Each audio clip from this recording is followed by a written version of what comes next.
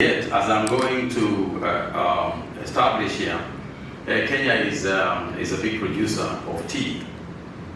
But I am happy that because of attending this tea conference, because tea conferences are an important platform for networking, education, trade and promotion within the global tea industry. They bring together the stakeholders from other farmers and international buyers, policymakers and technology experts.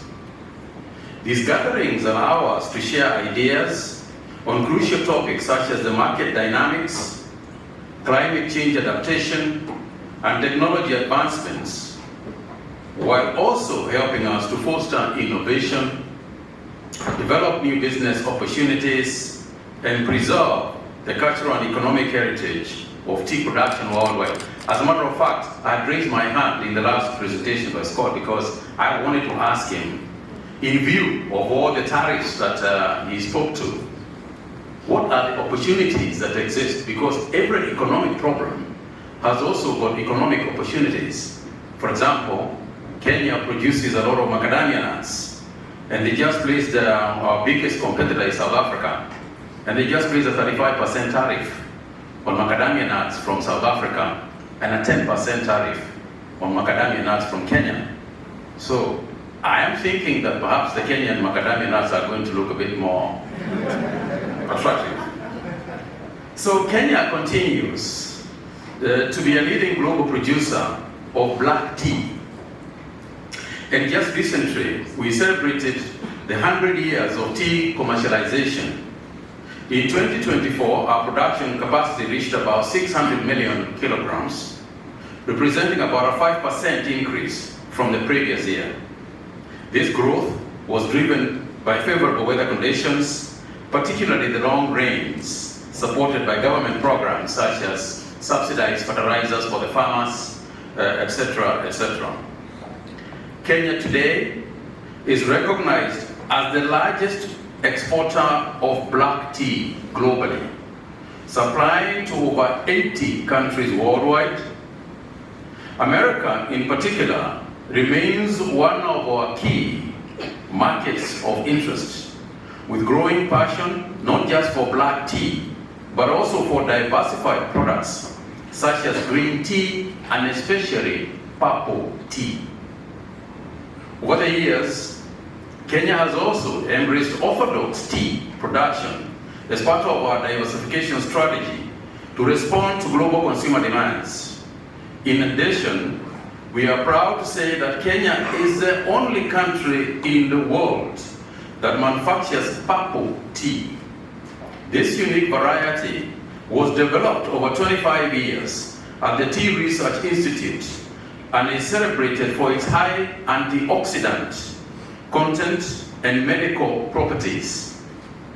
Purple orthodox teas fetches 3 or 4 times the prices of black tea, making it a transformative innovation both for our farmers and for the wider agricultural economy and global consumption patterns. Ladies and gentlemen, today, Kenya's tea is known globally for its unmatched quality. It grows along the equator under natural rainfall with minimal irrigation needs. We also have strict cultivation practices that are largely organic and rain-fed without dependence on chemical additives. Also, the quality is further enhanced from the discipline of harvesting, and we have got this policy of 2 leaves and a bud. Those of you in the industry will understand what I mean by that. Tea, to me, is more than just an economic crop. It plays a critical role in protecting the environment. Tea provides natural ground cover, preventing soil erosion in hilly terrains. Its evergreen nature helps with carbon sequestration and biodiversity conservation. These environmental benefits make tea cultivation not just a source of livelihood, but also an anchor of sustainability for communities and landscapes. Our government has also taken measures to make Kenya tea more competitive in global markets. We have removed taxes on packaging materials for agricultural products, allowing us to package teas at source according to market specifications. This means that we can now deliver direct to shelf teas with guaranteed freshness, traceability, higher value addition for farmers as well as the business community.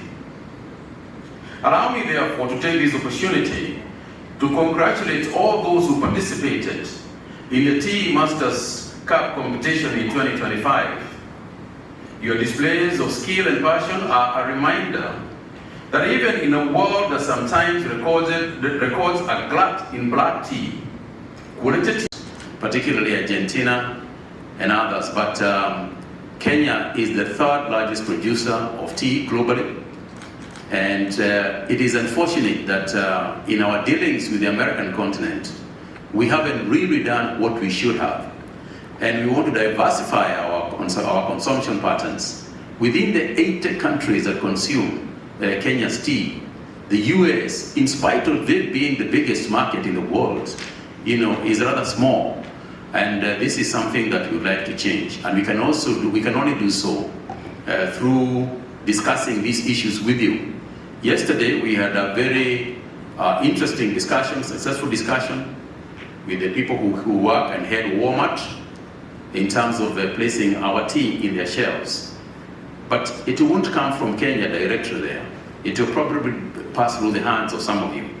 We also had discussions with the Department of Agriculture here in terms of probably warehousing here in Charleston and bringing in our Kenya Tea Development Authority presence within the United States for distribution, packaging, distribution, and otherwise, so that instead of thinking how you can get your tea all the way from Kenya, you can probably think about getting Kenya tea from Charleston. You are already consuming Kenya tea. It is just that you consume it thinking that it is English breakfast tea. This morning when you used the tea bag called Lipton, English breakfast tea, that was actually Kenya tea. Thank you, and God bless all of you.